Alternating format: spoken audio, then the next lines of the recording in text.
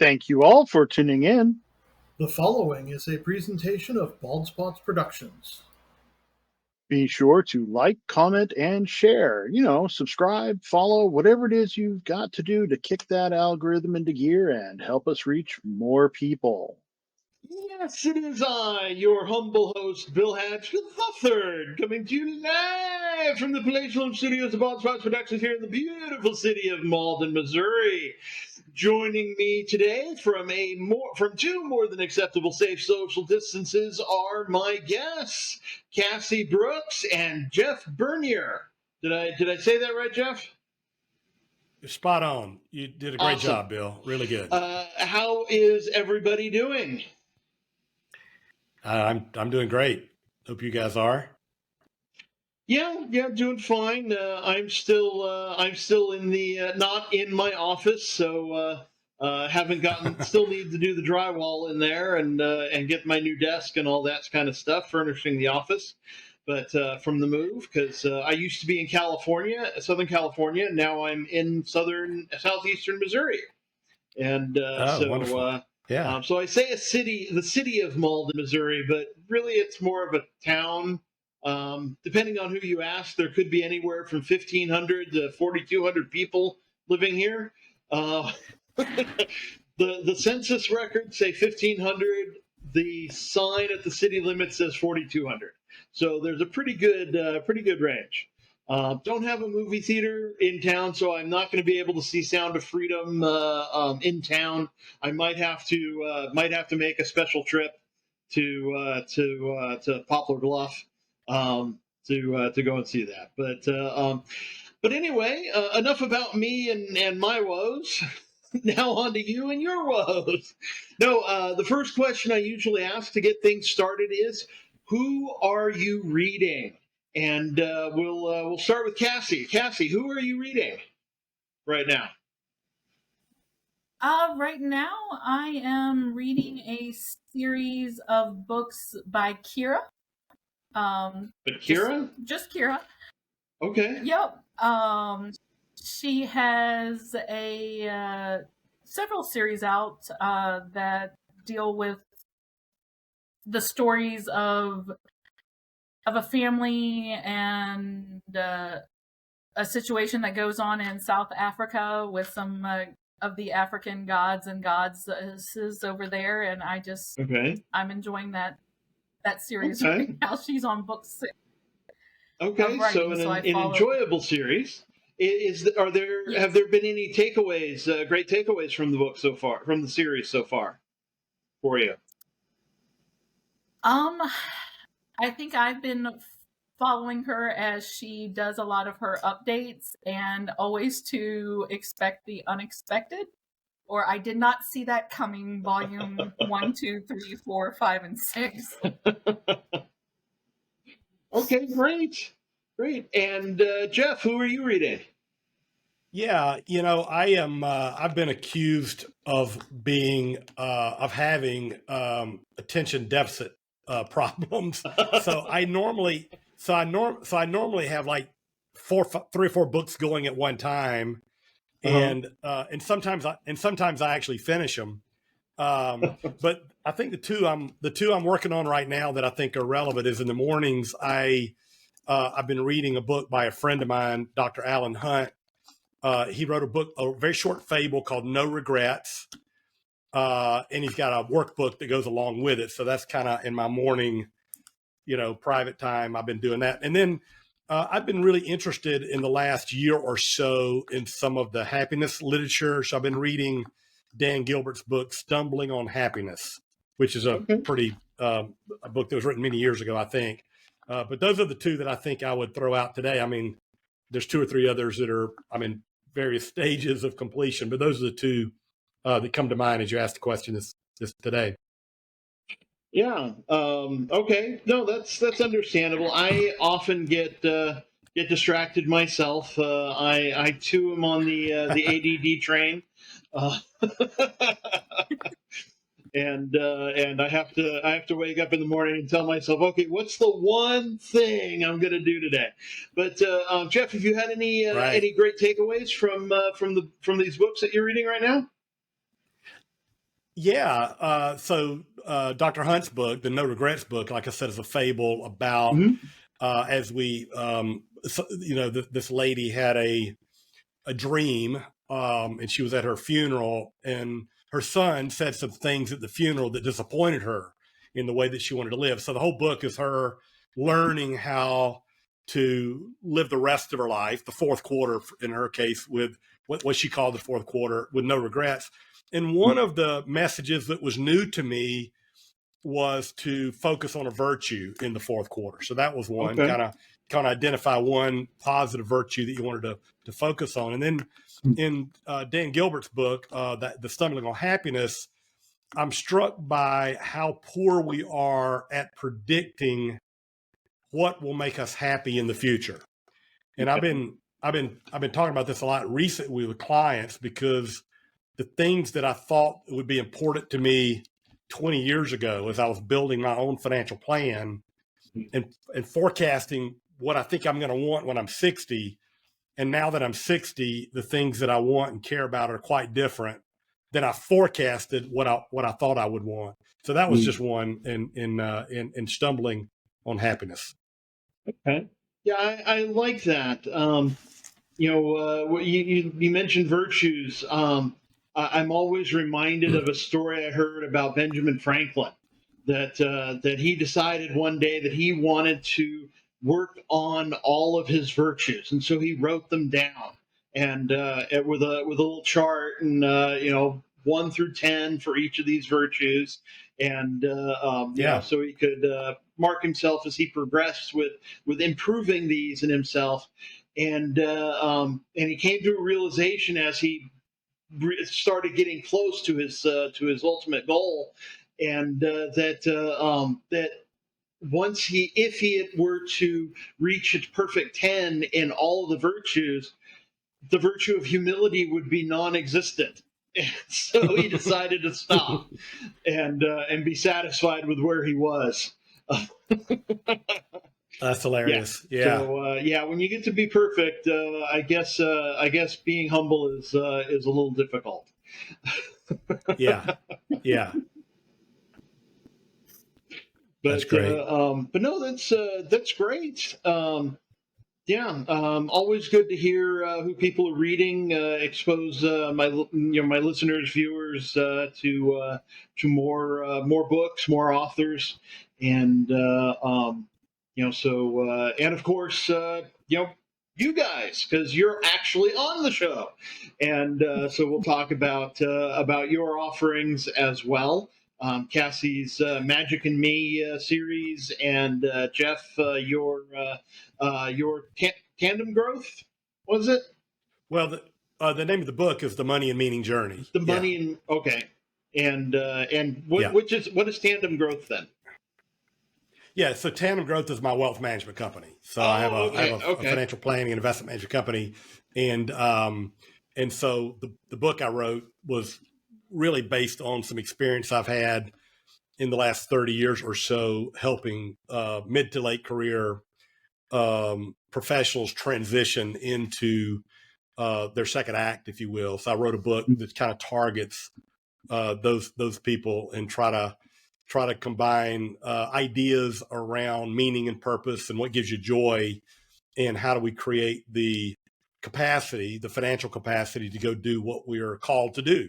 Whatever we've been called to do. So so Tandem Growth is my So Tandem Growth is my for-profit enterprise where I actually serve clients in wealth management and investment management, and the Money Meaning Journey was just something that I've had in my head and heart for a long time that I finally got down to writing. Okay. Yeah. No, that's great. It's funny. My guests are put together randomly. I don't control how people get. It's like somebody just comes, finds the link and says, "Hey, I think I'd be a great guest for this show," and they find a date that works for them, and they plug their name into it, and then a second person comes and says, "That date sounds great," but they have no idea who the other person is. And so, I think Cassie and I can relate to that. Yeah.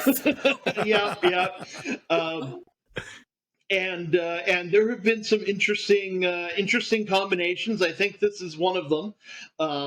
I've only tried combining people once, and it worked out really well. I had two cancellations in 1 week, and I have a working relationship with a publicist. And he was the only one I really had a working relationship with at the time.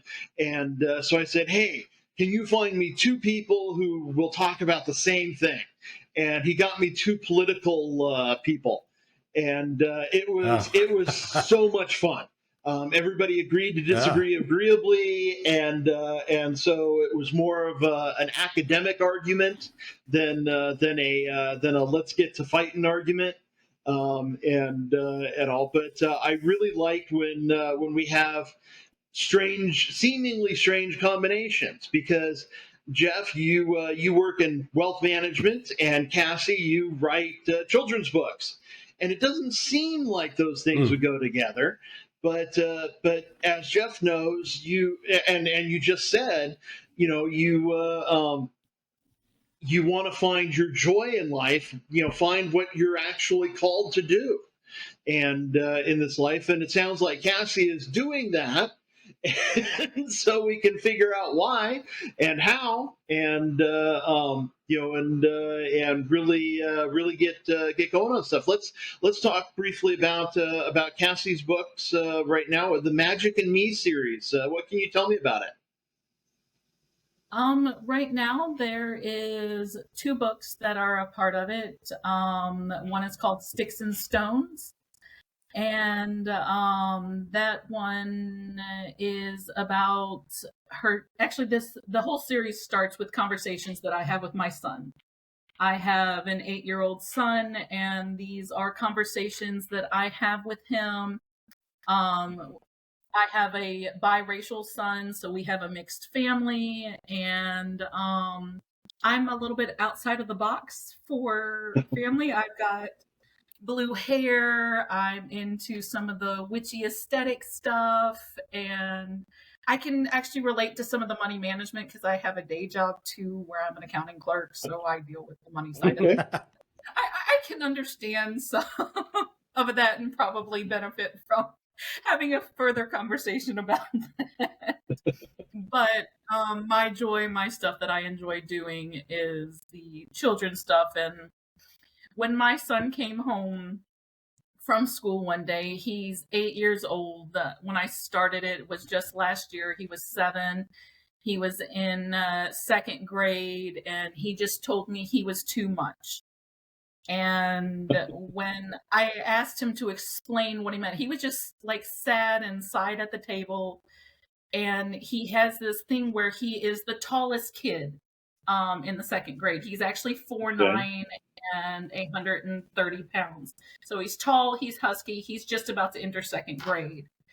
He's biracial, so he's not white enough or not black enough. And this is this age where he's trying to fit in with them, and on top of it he has some of the ADHD stuff, so he has a lot of challenges, a lot of things he has to face. And the first one with Sticks and Stones and people telling him he's too much or too loud, his mom shares a secret with him that she's had to deal with, and that is my story of switching from a religious aspect to witchcraft, to a different aesthetic, and publicly saying, hey, I'm a witch. And people think it's weird, it's not mainstream, and it is something that I embrace purposely to dispel the stigma that people have with that term. Because really, it's aesthetic that a lot of people have with energy working, and a lot of people have belief in that or have something that goes, and it's about believing in yourself. And so she shares this secret with him about believing in herself and not letting what other people say decide who she is. That's for her to decide. And then we go into the next set book of the series. It's called I See the Moon and the Moon Sees Me. And that deals with a concept that we are not alone. A lot of people put that in a spiritual concept of God, or divine nature or spirituality concept. And I don't give it a name. It's just that we aren't alone, that there's a presence there, that we all have a chance to shine. We all have this time where we feel like we're alone and facing stuff, but we're not alone. And that can be the people in your life that encourage you. That can be just looking in the vastness of space and seeing the moon and the stars and nature, and just knowing that there's something bigger than yourself out there. And so these are little ones that I continue to try to progress with the story. The next one that's going to be released later this year is called What If? And it's what if you believe in yourself as much as I believe in you? And these are just lessons that I continue to build on with my son, that I try to explain with him. There'll be other ones that I've got 2 more that are written, and I've got a plan of at least 6 more in this series. And it's just taking these concepts about believing in yourself, trusting in yourself, dealing with everyday things, maybe from a different perspective that isn't quite the norm. But I think is one that's really important to share with kids, because people can decide who they are going to be and and I think that's something that they need to be presented with. So if he decides to be something that I'm not later, I'll support him. But I think this is just something that's really important to encourage kids to be who they want to be, to believe in themselves and the freedom to do that. How did you figure out that you wanted to write these books? Well, I honestly wanted to start with a nicer trilogy of like young adult fiction, kind of like Harry Potter, but in a different concept. Okay. So I did research and joined a writers group by a more well-known author that he was leading in a course, and was just researching. And I kind of stumbled upon my own path in that process of what I was researching.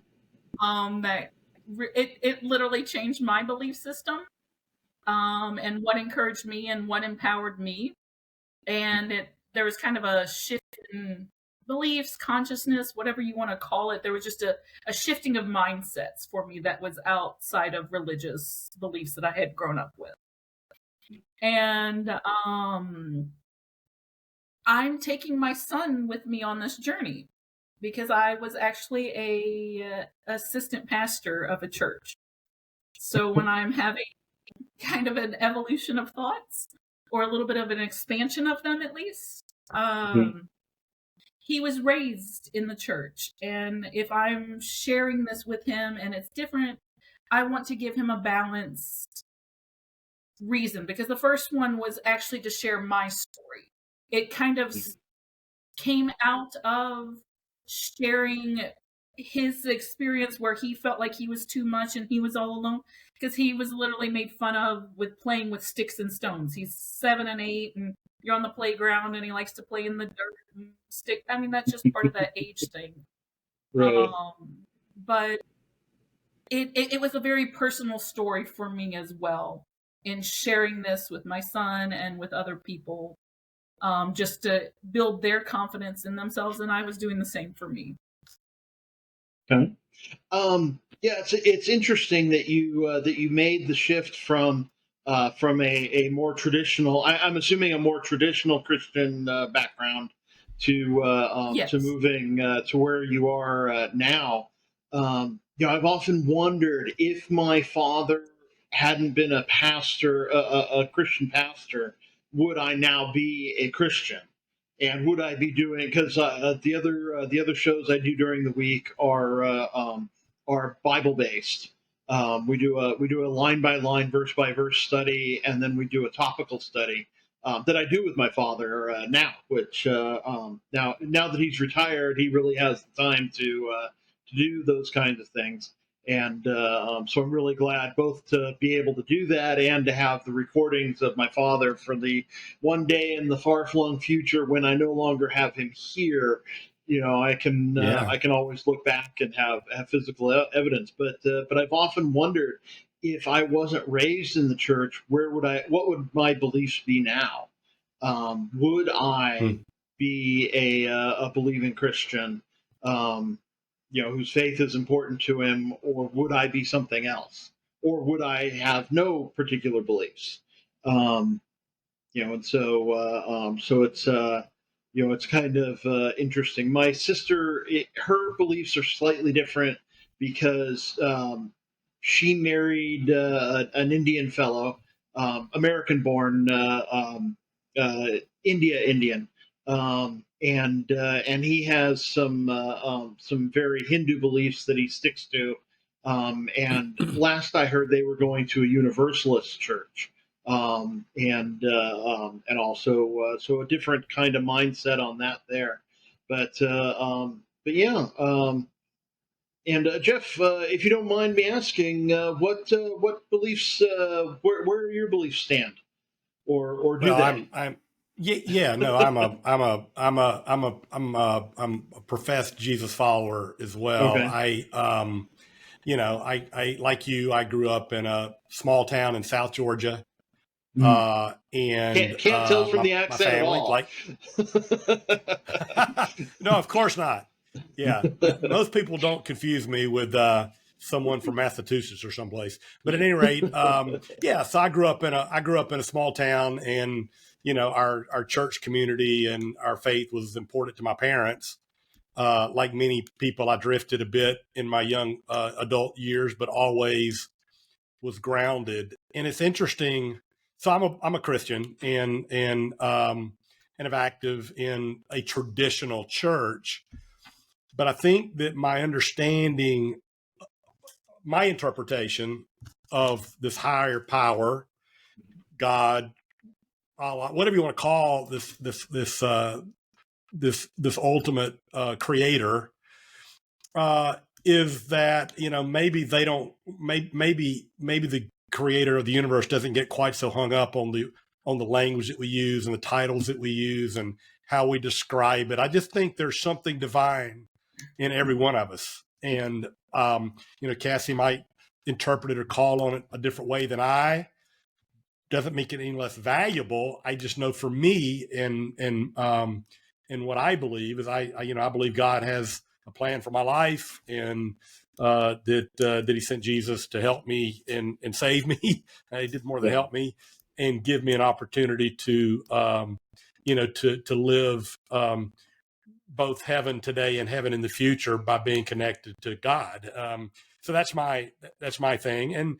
And my book actually has a lot of spiritual elements to it, but it's not designed to be a Christian book. It's designed to be a book and a message that, that there is a larger,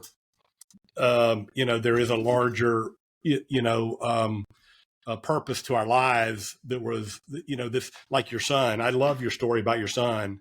We all have our uniforms, and if his uniform looks slightly different than another kid's uniform, I mean, that's wonderful, even though culturally in that little cohort, he may catch some sticks and stones, but but I think we get hung up on it, and that's hung up on the uniform, on, do we fit in? Do we look like the guy next to me? Do we talk the same? And so I just know, for me, I just believe that God created us all for a purpose and on purpose, and that there is a divine fingerprints on everybody and everything.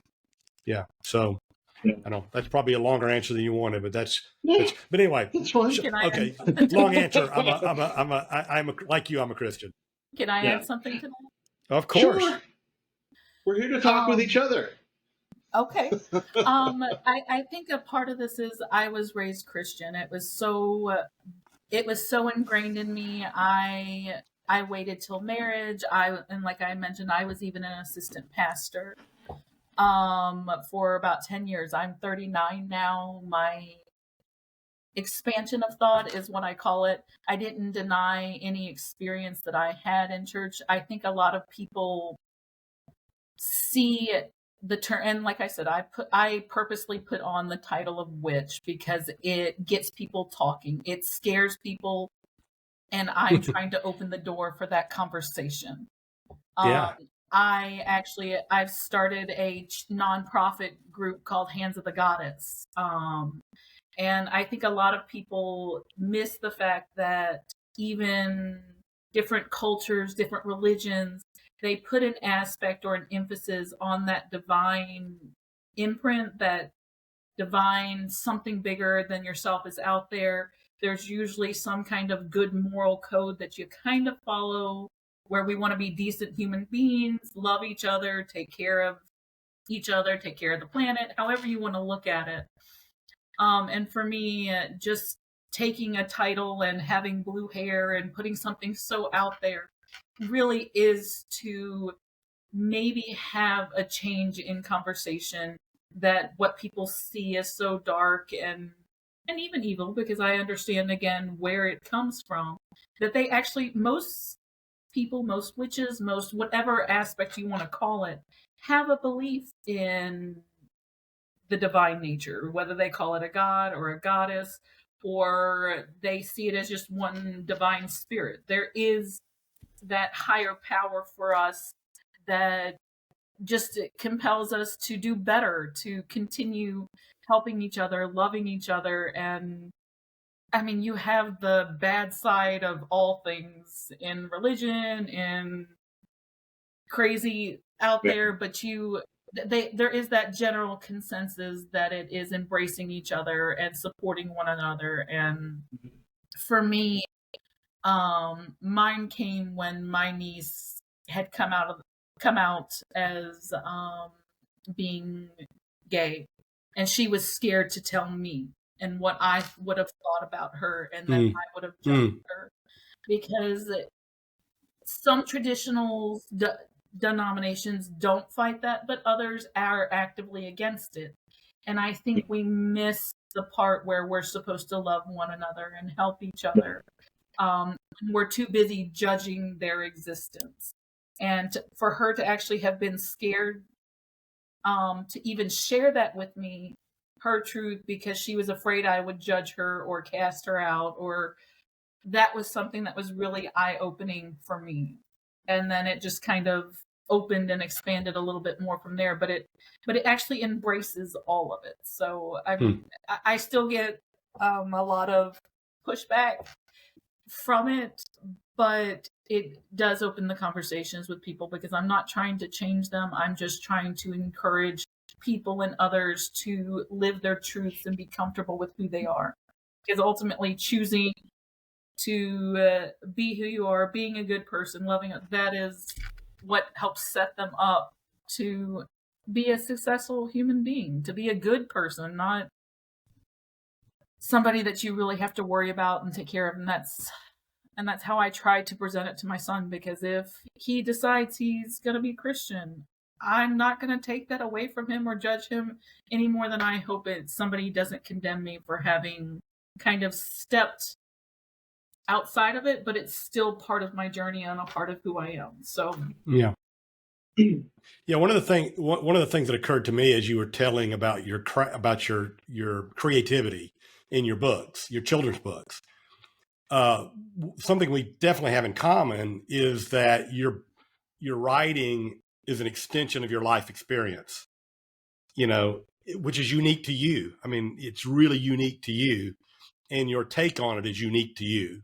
And likewise, the book that I wrote is largely driven by my experience with both in my own family and challenges and learnings, and also client experiences. And I think that's kind of interesting that oftentimes our experiences can be transformed to help other people in different platforms, obviously. But I think that's a commonality from what I heard about your book or books. So Jeff, what inspired you to write your book? You're going along working in wealth management, and then one day something happens.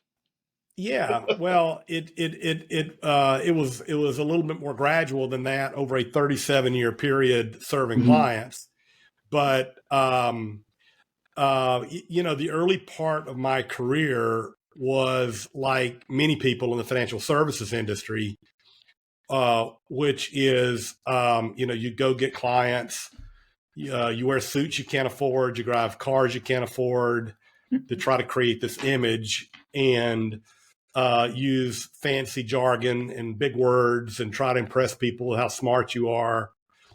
And, so the early part of my career, I was like many people in our industry, just trying to, as I was a kid, just trying to figure it out and grow a business. And then at some point in my career, I realized, and part of it was part of my spiritual journey as well. I know we're talking a lot about spirituality here, but as my spiritual journey evolved, I started realizing that that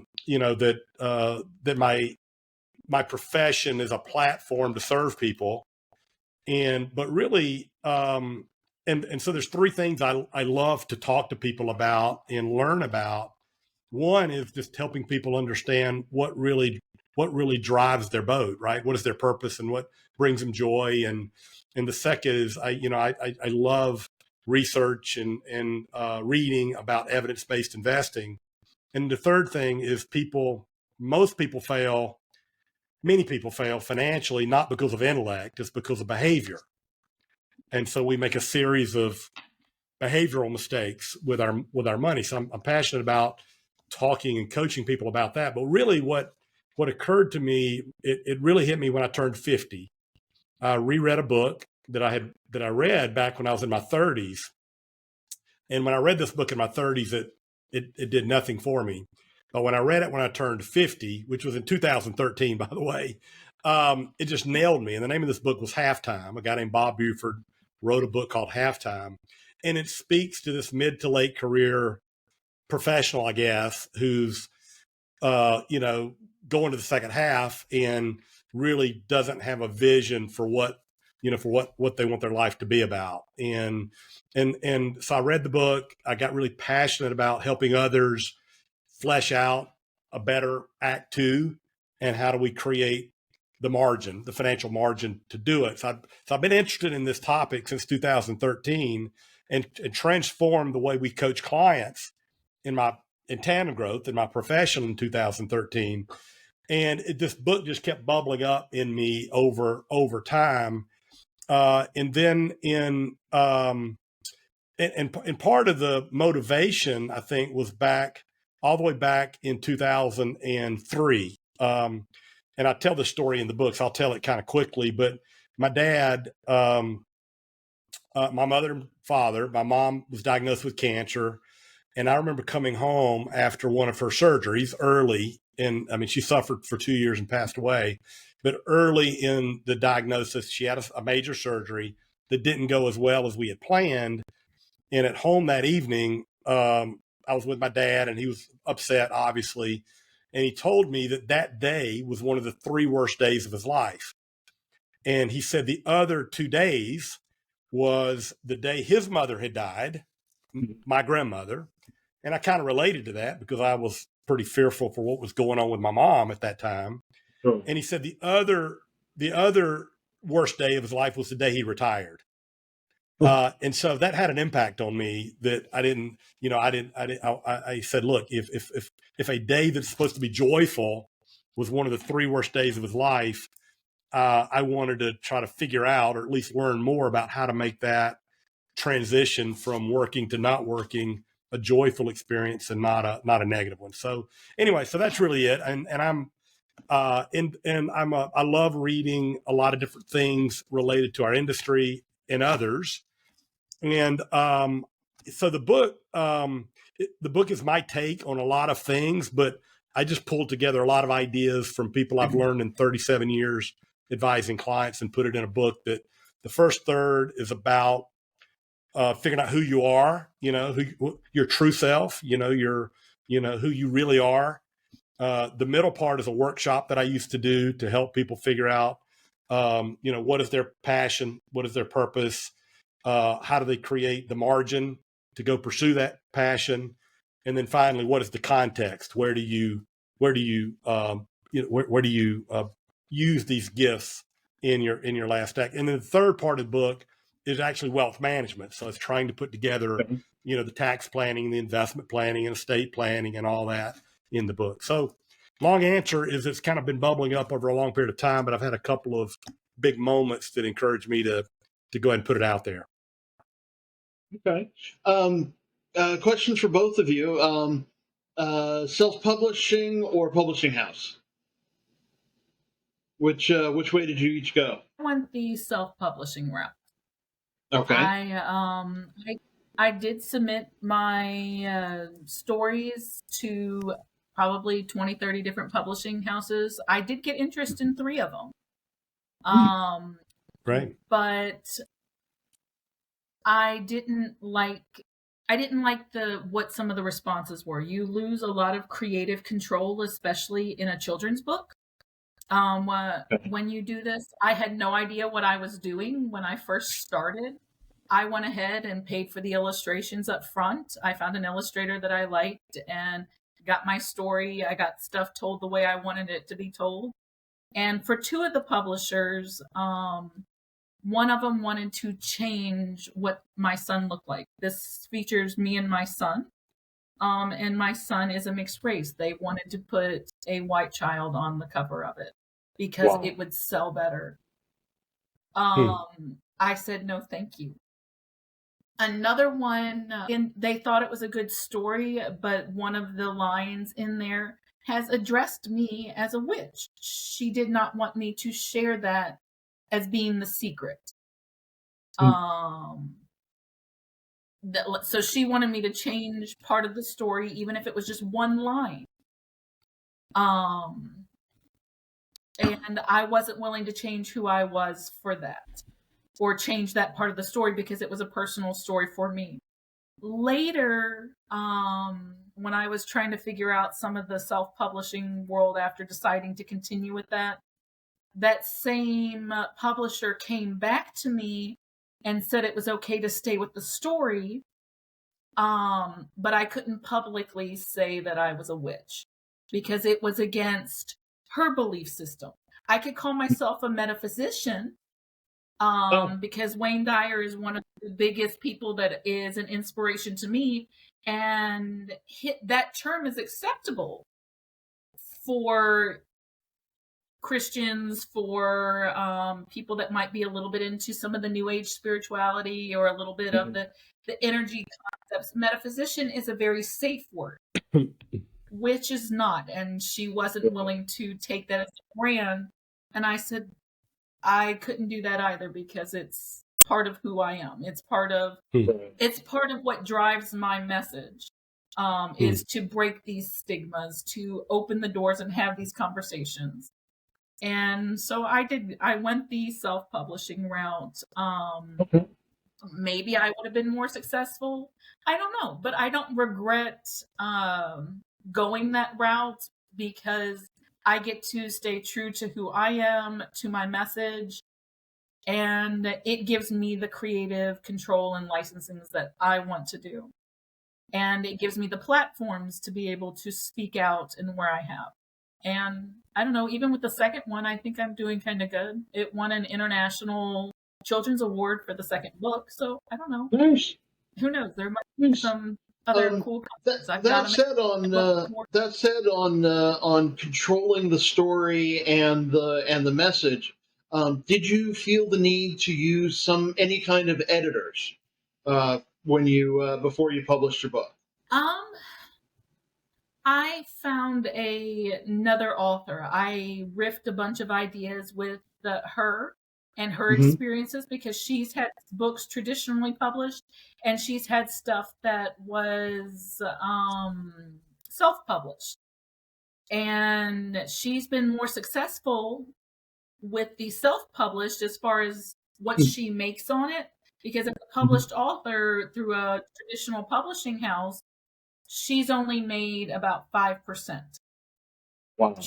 Her royalties, her stuff that can, as an author, and that is the truth for a lot of authors, especially children's authors, because of what it costs to back an illustrator, sometimes a well-known illustrator for your children's book. as far as an editor, I did hire an editor for the second one. Just because that one was an afterthought. I didn't really think it was going to end up being my best-selling one. It was one that's a little bit on kind of like a children's books, like a children's bedtime story one that you could, because every one is separate. They build, I mean, it's not like one that builds off the other. It's all part of kind of like the same arc or the same idea, but I have a different illustrator for every children's book, and I did that on purpose because each one can also stand alone. Okay. That's interesting. I did have an editor come in for that one just because I wanted to make sure it was enough content to actually have a story. Okay. Where the first one I felt had that, and I just used one of my author friends to kind of look it over. That's cool. Yeah, because the consensus overall seems to be that, especially in the fiction realm or semi-fiction, for people writing stories like yours, Cassie, fictionalized. I don't know how to say it. Is that editors having somebody else look at it, whether it's a person who's a professional editor of some kind, because there are different specialties within editing, and I had never really considered, and realizing later that I've done proofreading editing primarily. Uh, and some content editing, but for different things. But yeah, definitely seeing how it's important to most to get that kind of second pair of eyes to look at what you're writing. Jeff, how about you? Did you go self-publish or did you find somebody to back you? Yeah, I don't know exactly the right term. I guess I would call it hybrid. Okay. So I do have a publisher called Advantage Media that's a national publisher, but I financed it. They weren't they weren't hiring me to write a book so they could make a lot of royalties. I financed 100% of the cost of the editor. I mean of the resource. Right. And for me, I'm a big believer in focusing on those things that I love to do and I'm great at doing, and to find partners who are great and love doing other things and hiring them to do those things. Now, I mean, I was fortunate because I had the resources to do it. I mean, I had the resources to actually do this because it was obviously not an insignificant investment. But I did it. I did it as just like, I mean, people, when I first started working, and I had several people on their team that worked with me. I had someone that helped me plan the book and do the outline, that helped me start with it. And then I had an editor collaborator that I met with once a week. That I would write and I would talk, and he would take notes and record, and I would send him what I wrote, and he would take the recording, and then he would send me back some wordsmithing and cleaning up. So I had someone help me wordsmith it and make it much better in terms of the flow of the book. And he was awesome. He was a terrific guy and he got me. And I interviewed several that they had for me. And then of course I had their team that helped with the graphic design and, the cover and how to go about getting some, some endorsements and all the stuff that I didn't know how to do and didn't want to really, which again, wanted to kind of focus on the stuff. But the book planner, the very first meeting, asked me what was my goal for the book. And I said, well, I just have a couple of goals, and that's really a low bar. I wanted the book to help at least one person. Right. And I wanted to be proud of the book. So, I mean, like I said, if it helped one person, I was proud of what we came up with, in terms of the book. I would view it a success. I mean, I wanted it to be something I was proud of. And obviously in my profession, it is it is helpful in getting some credibility in the community with, me and my firm. So there is a benefit to my firm in terms of business development, having a book that talks about, what we believe and how we, and that was important too, but it wasn't the most important. So clearly I just wanted to get these ideas out that have been in my heart and my head for a long, long time. But long answer, I hired a publisher, have a national publisher, but it was self-financed. So I guess it's probably hybrid. It was, I agree. Yeah, I think that's that's an appropriate term. yeah. Yeah. So okay, great. Yeah, and did you really notice a difference when with the working with the editor like that? Did it come back For me, really yeah. different for you? Or Oh no. I had, so unlike Cassie, I had total control in the content. They came back with a lot of suggestions, right? and many I agreed with, a couple I didn't, but most of their suggestions had nothing to do with the real content. It was more the order, and obviously one of the things I paid them for that was valuable to me was, copyright infringement. I want to make sure that I credited people properly, and because my book is nonfiction, and I'm using information from other people that I consolidated into a message in a book, put my take on it, but it was a lot of other people's data, research, information. So they were very helpful in making sure that I did it the right way, to, in terms of citations and crediting and those kinds of things. So, but in terms of the creative part, I was able to do whatever I wanted to do. And they didn't seem to be, now I wasn't trying to do anything terribly, what some might view controversial either. At least I don't think it was. So no, mine was easy, fairly easy on that front. Okay, cool. I did some experimenting with the hybrid publishers as a consideration too. And for me, it was something I really wanted to do, because even Penguin, Simon and Schuster, they actually have, they are big name publishers for children's books that are accepted, and they have that, and that was a financial thing that I couldn't do at the time. Oh, it's not insignificant. Yeah, it's a big investment. Like there's $5,000 and $10,000 plus packages to get them, and that doesn't even include the illustrations or the other aspects. This is just to kind of get them to maybe do a cover, look over the content and editing. And for me, that was something I had considered, because there are well-known, there's plenty of scam ones, and then there's some lower key ones that you might be able to fit in the budget.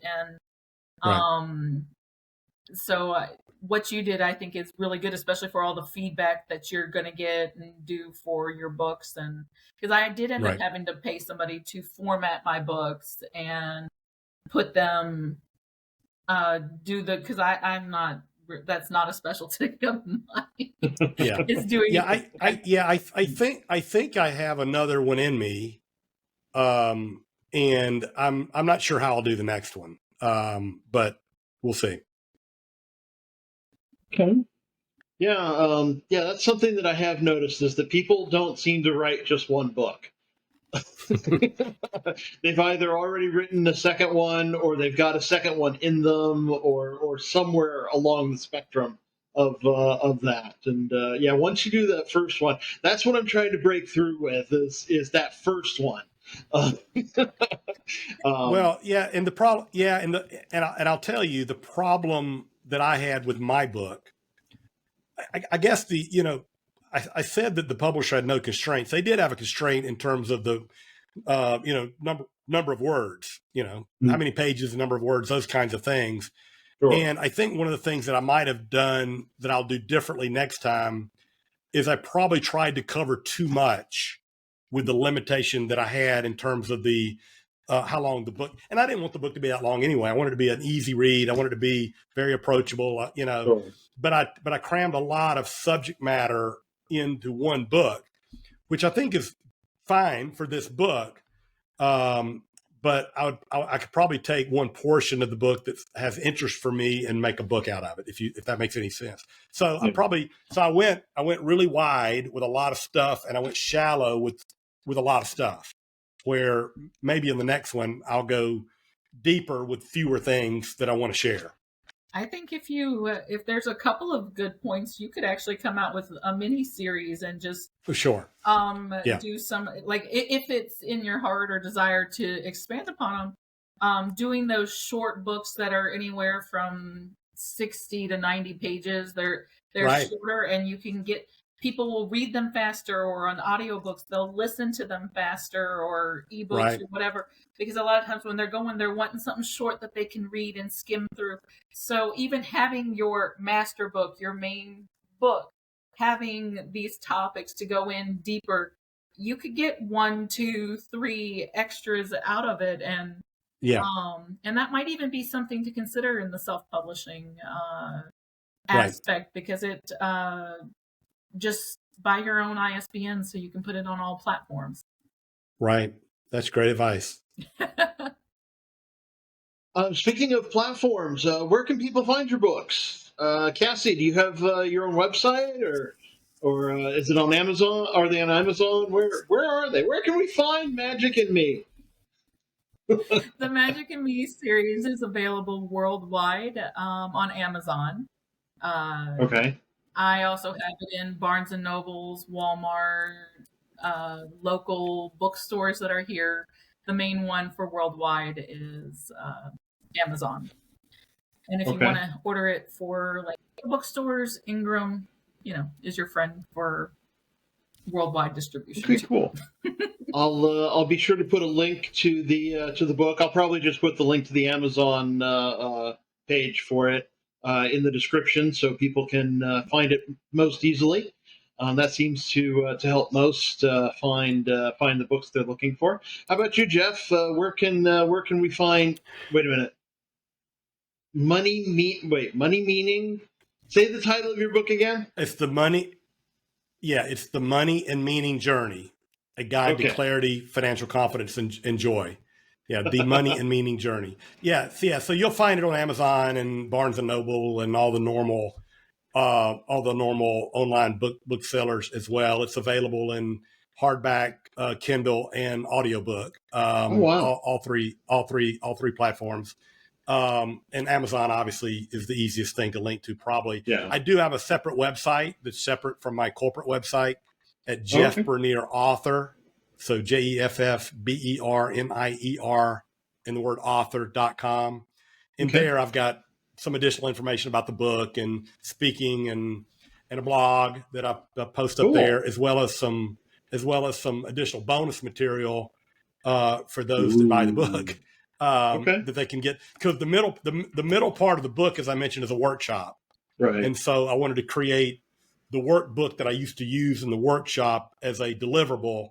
And so you can it's in the book. The exercises are in the book, but you can download and there's a couple of other goodies. But yeah, so JeffBernierAuthor.com would be a good place to go if you just want about me in the book.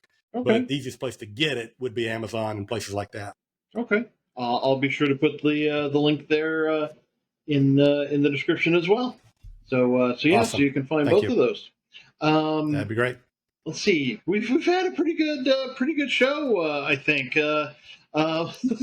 we're getting close to the hour mark, and that's usually a pretty good place to stop. Hopefully, people have gotten to know you in a slightly different way than they do on most shows. And I'm sure you've each done a couple of podcasts already. I accept I'm not usually the first. Actually, But you were my first. Oh, really? Wow. I hope it was a good experience. But before we close out, I always ask if you have any closing words for the nice people. How about ladies first? I'll be sexist and go ladies first. I was trying to think on that one. I think the most thing that I could just say for anybody that might listen is just take a chance in discovering your truths, whatever they are, and be bold enough to walk them out. It's not fancy, it's not pretty, but you are doing yourself a disservice by not being who you are. The world needs your magic, and so do you. So I hope you find that courage to believe in yourself and be you. Yeah. I love it. Sounds pretty good there, Cassie. How about you, Jeff? Yeah. Mine's going to be real similar. I'm a big quote guy, and probably the quote that I've used a lot in the last 10 years as it relates to people transitioning to their second act is a quote from Howard Thurman, which says, "Don't ask what the world needs, ask what makes your heart come alive, and go do that." Because what the world needs is more people whose hearts have come alive. And so I kind of pair that with, go find what makes your heart come alive, and then the money part of that, and then go put the strategies in place to help you create the freedom to go do it. So I guess that's what I would leave your audience with. Okay, great. Well, I want to thank you both for being on the show. You've been wonderful guests. I'd certainly be happy to have either of you on the show again. And to the audience, thank you for tuning in. Stay safe out there. Remember to wash your hands and stay tuned for the closing credits. Thank you all for tuning in. This has been a presentation of Bald Spots Productions. I'd like to thank our producer, my beloved mother, Eileen Hatch. I, of course, am your humble host. I'd like to thank my special guests, Cassie Brooks and Jeff Bernier. Support the show if you feel so led over on patreon.com. We're known as Bald Spots Pro. Don't you dare miss YWL Online. You can find us on Facebook, YouTube, and wherever fine podcasts are offered. Be sure to tune in next time when my special guest will be Judy Ryan. Be sure to like, comment, and share. Subscribe, follow, whatever it is you've got to do to kick that algorithm into gear and help us reach more people. If you or someone you know needs support now, call or text 988 or chat 988lifeline.org. That is the suicide and crisis lifeline here in the United States.